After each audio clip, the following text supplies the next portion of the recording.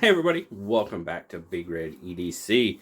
Well, today we're going to take a look at 3 of the knives that Rusty Knife Lover sent me to check out. Really appreciate it. I've already taken a look at the Sandrin Torino, which was a really cool little knife. We're going to take a look at these 3 all together. I kind of wanted to do separate reviews, but time just, it gets away from me. So I'm sorry, Rusty, that I didn't do individual reviews of each one, but we're going to take a look at these. But guys, I got to share a story with you real quick. Please indulge me. I was going to come home last night. I was all ready to do this video last night. And right before we left, I had just taken the trash out to the dumpster, doing our, nightly cleanup of the shop. And I was about 20 feet away from, the main power feeder box to our building. And it blew out. The backside of it blew out. Needless to say, it was really loud. It was kind of bright. Thank goodness it was on the backside, or it would have been really bright. But I was still kind of seeing the nice blue thingies float in my eyes, and my ears were, just not really happy for a little while. So anyway, needless to say, I didn't come home and do a video last night. Just was like, nah.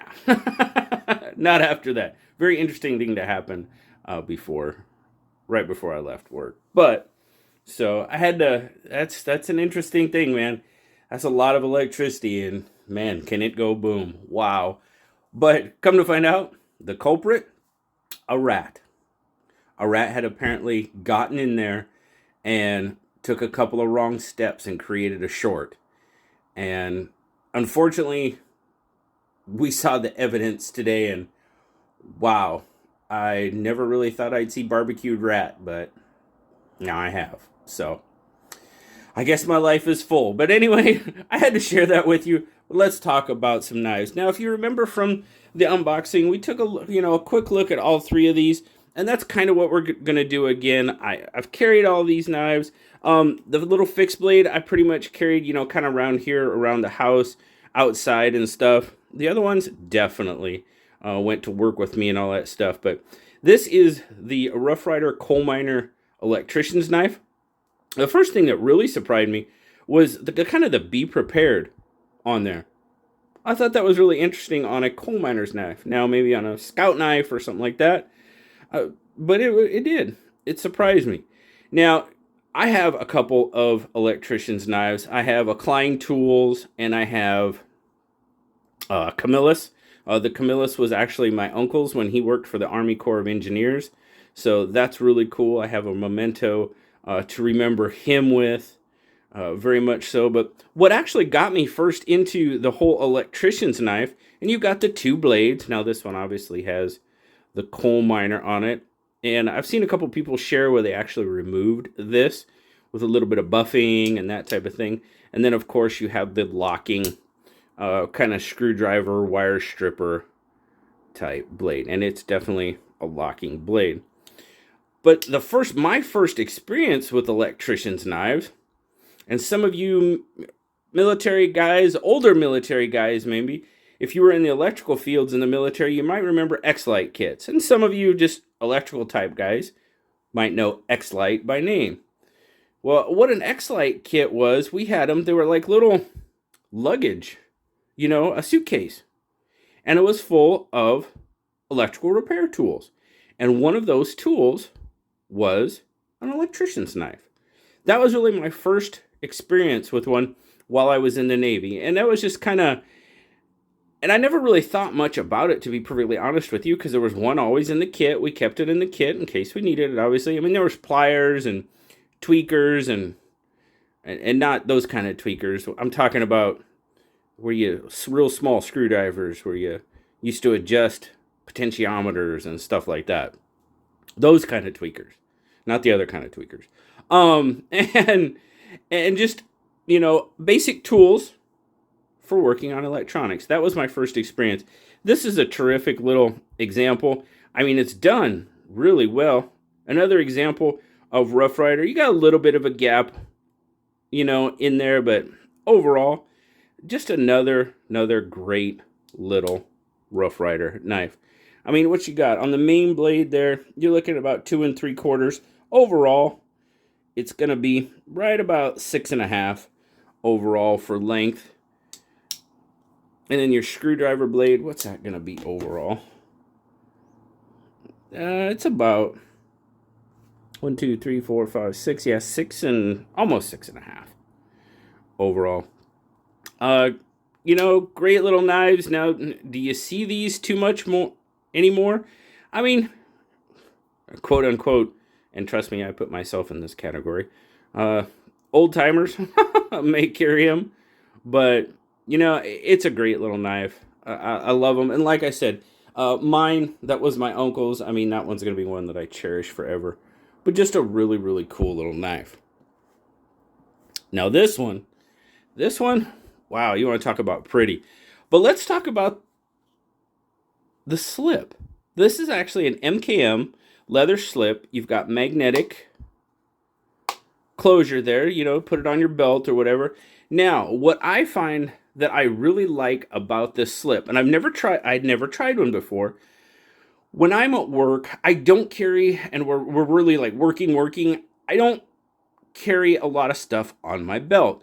So I don't carry a multi-tool and that type of thing. For the simple fact that with some of the stuff that we have to do, we have to take everything out of our pockets. I mean, we have to take, you know, bracelets, rings, anything out of our pockets. We can't have anything because some places where we work, it's called foreign object debris exclusion. So you don't want anything that could fall, you know, or be left behind. We have to take inventories of tools when we go in. It's crazy stuff. But this little guy, if I was wearing this on my belt, and like I did, man, all you got to do is, you don't even have to take your belt off. You can just pop this sucker, pull it off, and you're good to go. I like that. I really like that. So, Rusty, you know, you may inadvertently talked me into carrying something on my belt again. And I tell you what, it fits this little Tucson TS90 very, very well. Fits in there perfect.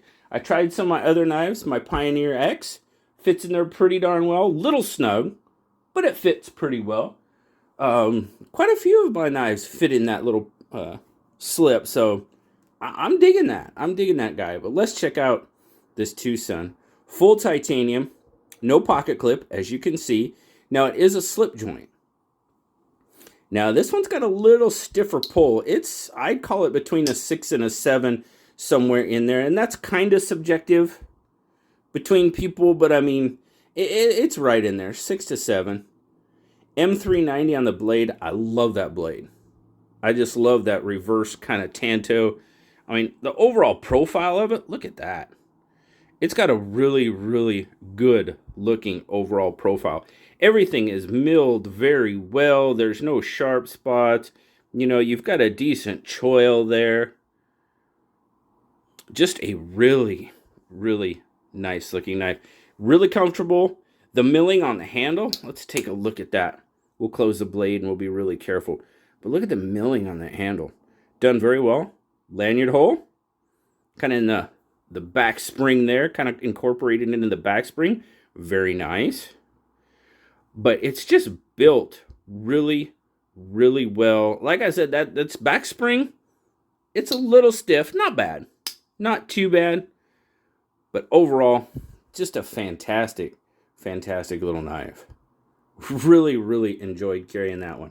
Much, much appreciated, Rusty. Definitely, definitely like the opportunity. But this, I'm telling you, man, this slip, or this sheath, I guess. It's not a slip. It's more of a sheath. Yeah, dude, I might be sold on that thing. I'm digging that. Digging that quite a bit. And then last but not least, oh man, this little bulldog. This is just an awesome little faceblade. This is a Ron Steel. It's a Ron Steel design knife. It's actually called the Short Round. And on the card, it says Short Round number 13. So I'm guessing that is the 13th one he made. You got comes with the Kydex sheath. Looks really nice. You've got the ulti clip on it. If I remember correctly, I believe Rusty said he put the ulti clip on there himself. Overall, it's got pretty good retention. A little bit of a rattle to it. Nothing too bad. I mean, it does rattle a little, but overall, the retention's pretty good. Pretty good retention on it. But check that out. Really, really pretty blue. Be better if it was red. I'm just kidding, Rusty. I'm just kidding. Full tank construction. That's Bowler 1084 steel. Gorgeous copper wash.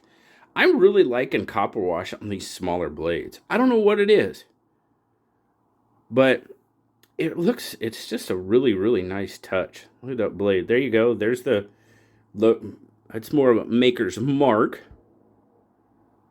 on there. Ron Steel design again. That handle is called Wireworks Teal. That's the name of the handle material.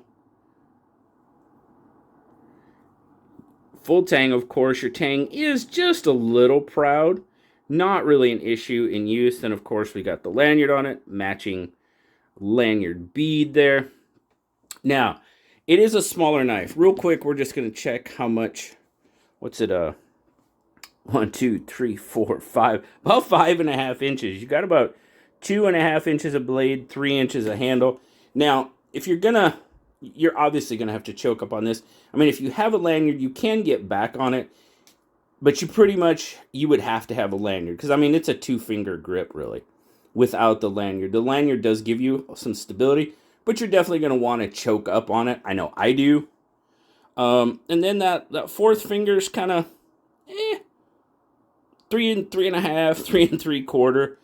But man, you want to talk about just a little. I call these little knives little bulldog knives because this thing's just. It's going to be limited because of size. I get that. But man, whatever you can do with it, it's just gonna. Now, I did a little bit of cardboard, worked a little bit of cardboard with it. The other thing this would be really good for is chewing up some fat wood, grinding up some fat wood, for starting fires and stuff like that. Didn't do that, but perfect application for that. Just a mean little bugger. And if if you're chopping some stuff, rope, I did some smaller diameter rope. Some of the larger diameter rope, it was okay, but just the length of the blade. If you had maybe just another 1/2 inch, it would have been pretty darn good. But I'm digging this little guy. It's just a mean little devil. And you can get, it's small, but you can just get all sorts of control over it, man. If you've got a little bit larger hand than mine, well, not really. I mean, I just got super, super control over this guy. Such a fun little knife. And Rusty, I can see why you went for that one. Just a really cool little knife. Like I said, Ron Steel design, very cool. I'll leave links that I can find. The Tucson might be a little harder, but I'll see what I can do about getting a link to check out. But these are just 3 of the knives that Rusty sent. Very, very gracious. Rusty has been a longtime follower of the channel, member of Big Red's Brigade. I can't thank you enough for loaning out all these knives. And I know we've talked, and I've told you, man, they got to go to somebody else after me. And I want to get them out, but I've got his 80/20. And I've got a 20.5 and an 80/10, and I have an 80/15 on the way because I really, really want to do all 4. A 10, 15, 20, and 20.5. That is my goal, just to kind of do a little bit of a comparison and just talk about them all side by side. So thanks again, Rusty. Thank you for being so understanding. Thank you all for joining me and taking a look at some of the knives that Rusty shared with me today. As always, guys, like, subscribe, leave me that comment. You know I love talking to you. Tell me what you think of these guys. I'll see you next time, guys. Thanks so much. Bye-bye.